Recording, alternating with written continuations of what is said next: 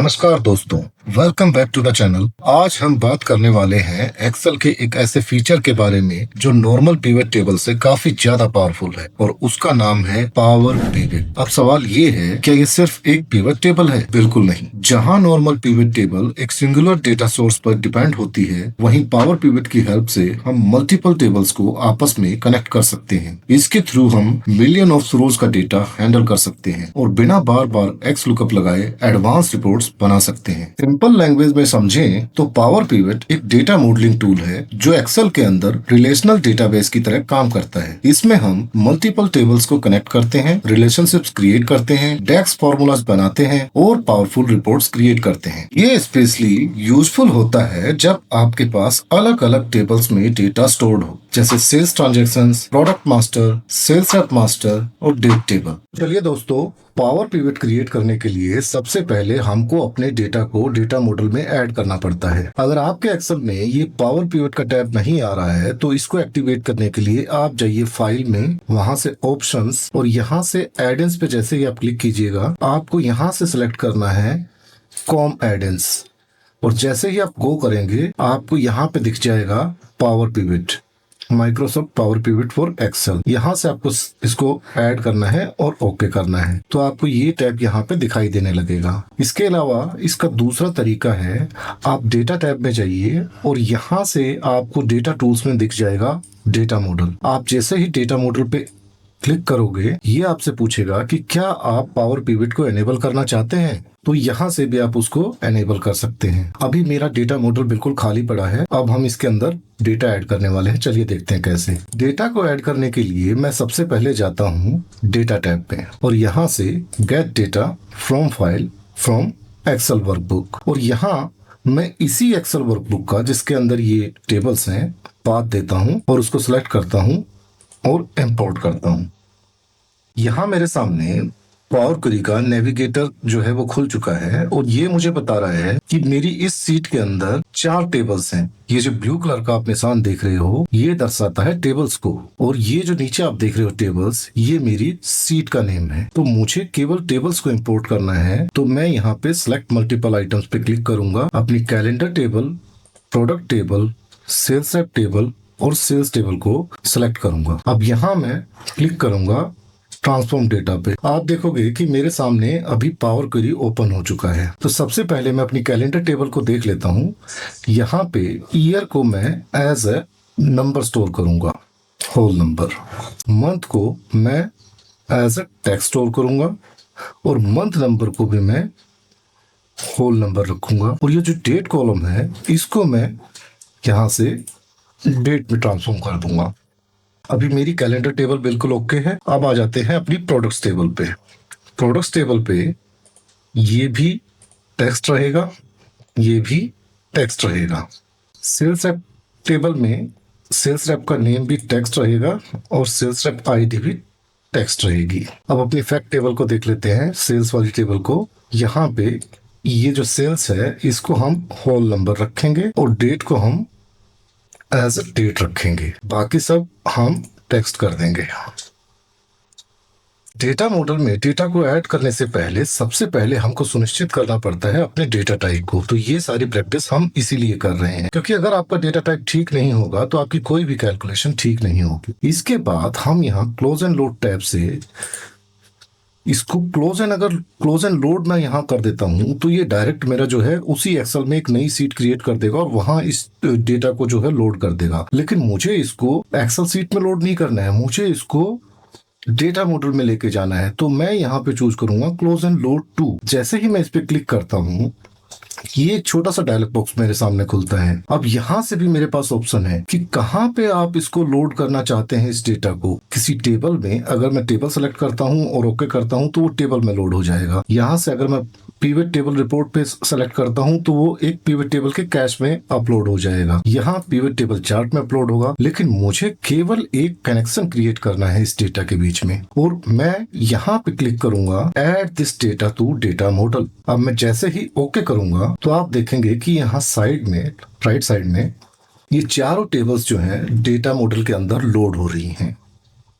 यहाँ आपको दिख भी रहा होगा। अगर आप किसी एक के ऊपर होवर करेंगे तो ये दिखाएगा कि मेरी कैलेंडर टेबल है और इसके अंदर 365 रोज हैं जो कि डेटा मॉडल में ऐड हो चुकी हैं। प्रोडक्ट टेबल से भी 7 रोज जो है वो डेटा मॉडल के अंदर ऐड हो चुकी हैं। सेल्स रेप से 5 रोज जो है वो डेटा मॉडल के अंदर ऐड हो चुकी हैं। और जो मेरी फैक्ट टेबल है सेल्स, उससे 50,000 रोज जो है वो डेटा मॉडल के अंदर लोड हो चुकी है। अब दूसरा हमारा जो स्टेप है वो है इन टेबल्स के बीच में आपस में रिलेशन क्रिएट करना। उसके लिए हम क्या करेंगे दोस्तों, हम यहाँ सीधा डेटा टैब से ये जो हमारा ऑप्शन है मैनेज डेटा मॉडल, इस पे क्लिक करते हैं।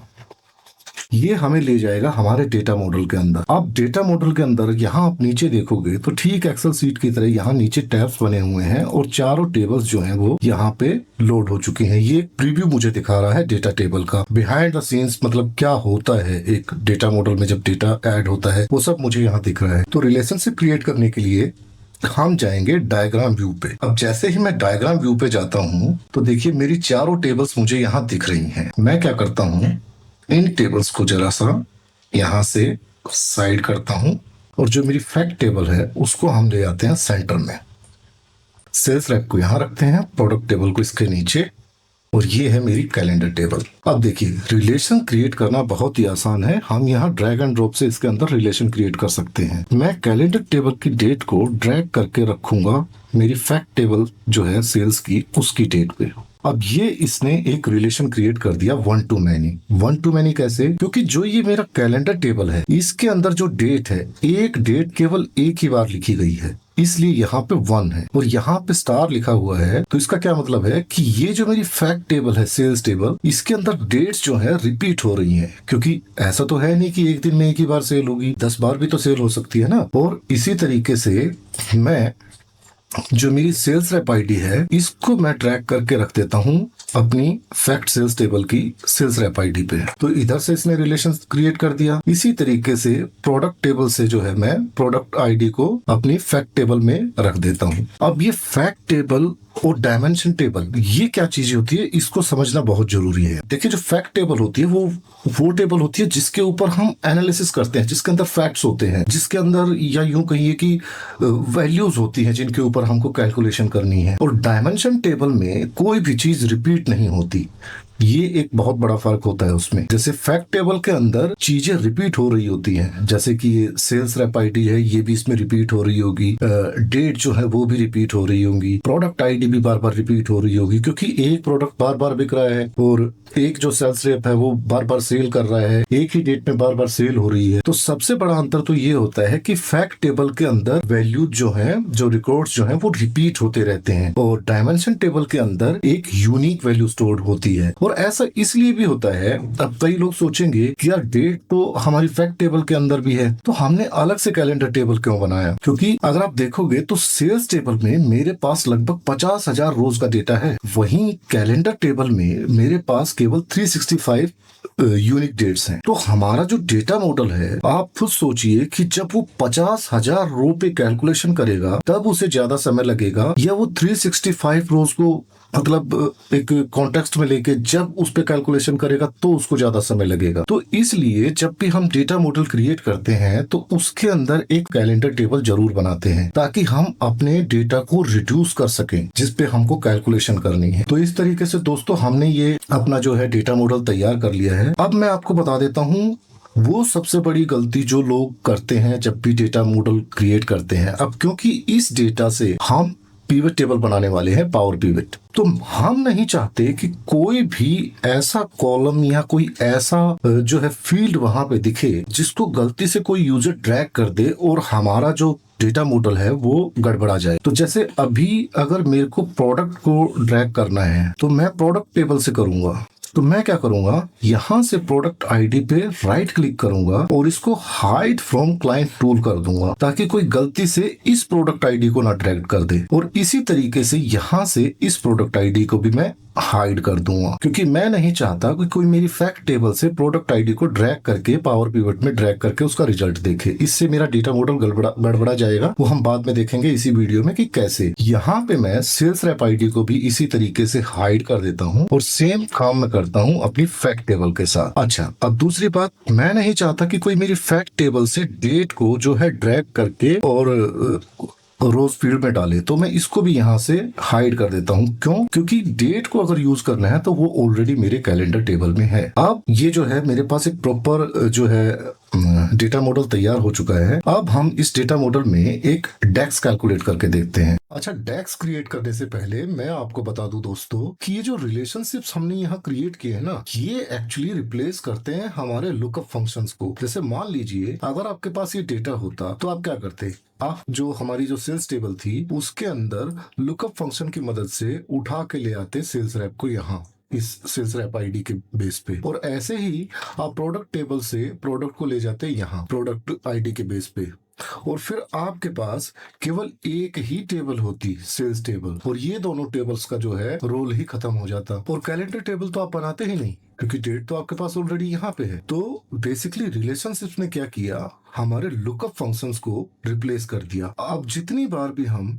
सेल्स रैप टेबल से सेल्स रैप को उठा के पिवट टेबल में डालेंगे तो ये फिल्टर कर देगा हमारी सेल्स टेबल को एज पर सेल्स रैप। और सेम चीज प्रोडक्ट के साथ है। जितनी बार भी हम अपनी प्रोडक्ट टेबल से प्रोडक्ट को उठा के पिवट टेबल में डालेंगे तो फिर से ये प्रोडक्ट के बेसिस पे हमारी सेल्स टेबल को फिल्टर कर देगा। इसको बोलते हैं फिल्टर कॉन्टेक्स्ट। अब चलिए हम अपना डेक्स क्रिएट करते हैं। डेक्स क्रिएट करने के लिए मैं जाऊंगा डेटा व्यू में। अच्छा, डेटा व्यू से पहले मैं एक चीज और बता दूं, मैं यहां से इस सेल्स को भी हाइड कर दूंगा। अब इसको मैंने हाइड क्यों किया है? क्योंकि मैं नहीं चाहता कि कोई भी यूजर सेल्स टेबल से इस कॉलम को उठा के वैल्यू में डाले, क्योंकि इस वैल्यू पे जो भी हम कैलकुलेशन करने वाले हैं वो हम अपने डेक्स में निर्धारित करेंगे कि हम क्या कैलकुलेट करना चाहते हैं। और डेक्स का मतलब होता है डेटा एनालिसिस एक्सप्रेशन। अब डेक्स क्रिएट करने के लिए मैं जाता हूं डेटा व्यू में।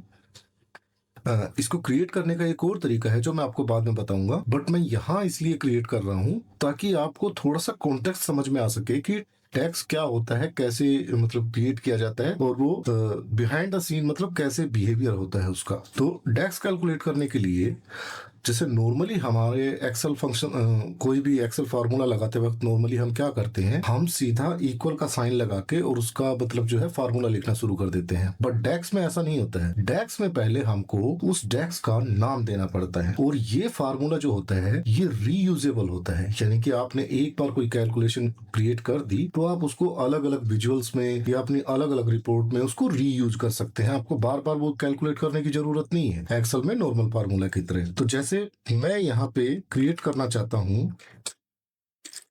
टोटल से। अब ये मेरे डेक्स का नाम हो गया। अब डेक्स शुरू कैसे करते हैं, सबसे पहले हम लगाते हैं कॉलन इक्वल, और अब हम अपना फार्मूला लिखते हैं कि मैं यहाँ सम करना चाहता हूं। किसे? मैं सम करना चाहता हूं मेरी सेल्स टेबल के सेल्स कॉलम को, यानी कि पूरे कॉलम को एक बार में सम कर देगा। Bracket close, enter. अच्छा, आप अब यहां देखोगे कि एक कैलकुलेशन यहाँ शो हो रही है। ये हमने डेक्स क्रिएट कर लिया। अब मैं इसको फॉर्मेट करना चाहता हूं। मैं चाहता हूं कि ये करेंसी में दिखे, और ये डेसिमल के बाद में कुछ नहीं देखना चाहता हूं, तो मैं इसको यहां से हाइड कर देता हूं। ठीक है, ये हमने एक डेक्स कैलकुलेट कर लिया। चलिए अब इसके नीचे हम एक दूसरा डेक्स कैलकुलेट करते हैं। उसको मैं नाम दे देता हूं average sale colon is equal to, यहां मैं फंक्शन यूज कर रहा हूं एवरेज। एवरेज किसको करना है मुझे? अपने सेल्स टेबल के सेल्स कॉलम को। Bracket close, enter. अब यहां मेरे पास एवरेज भी आ चुकी है। इसको भी हम थोड़ा फॉर्मेट कर लेते हैं। तो ये हो गई दोस्तों मेरी एवरेज सेल। अब मैं यहाँ पे एक और मेजर क्रिएट कर लेता हूं। उसको मैं नाम दे देता हूं number of transactions colon is equal to, यहां मैं फंक्शन यूज करता हूं काउंट। और मैं क्या काउंट करना चाहता हूं,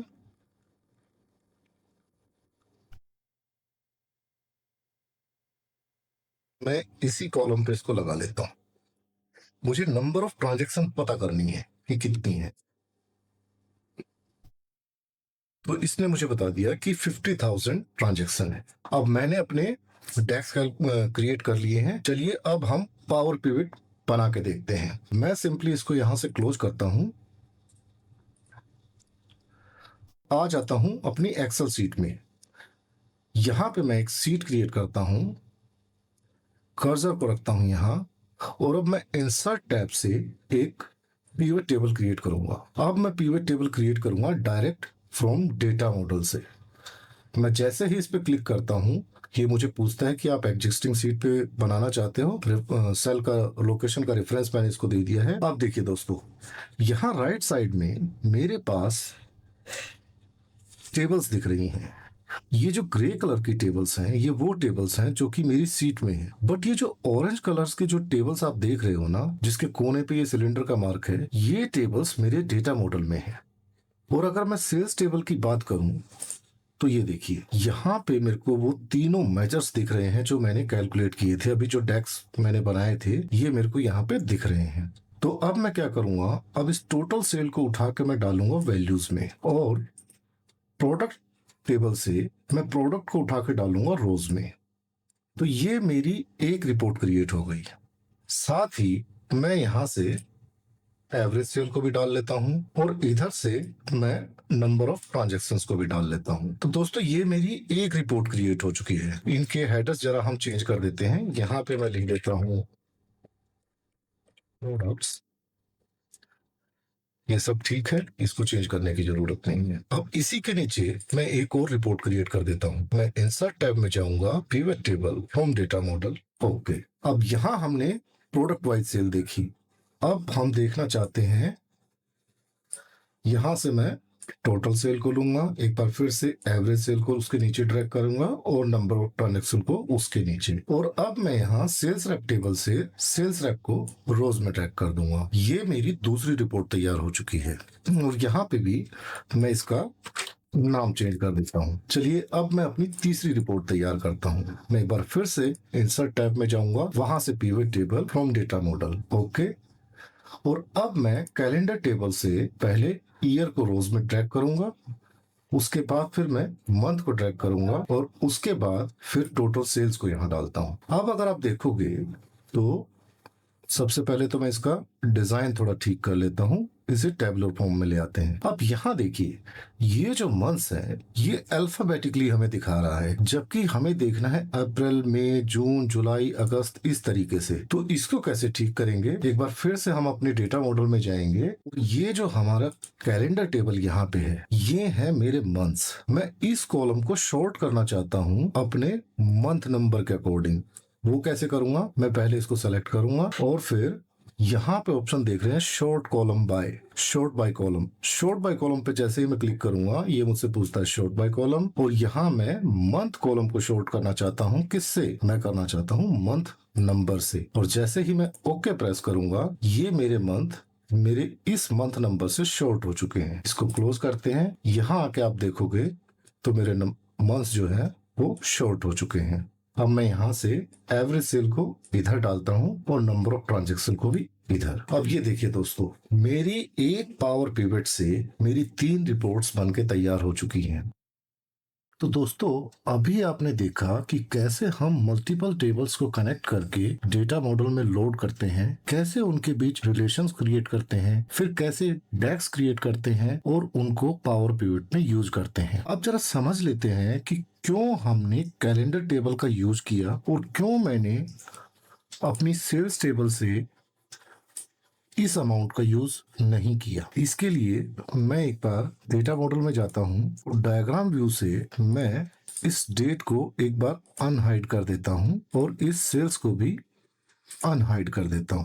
अब इसे क्लोज करता हूं, और चलिए यहाँ पे एक बार मैं फिर से एक पिवट टेबल बनाता हूं। और इस बार दोस्तों मैं सेल्स टेबल से इसे यूज करता हूं वैल्यूज फील्ड में, और डेट को डालता हूं रोज में। अब इसके पीछे इसने मेरे डेटा के साथ क्या किया वो मैं आपको दिखाना चाहता हूं।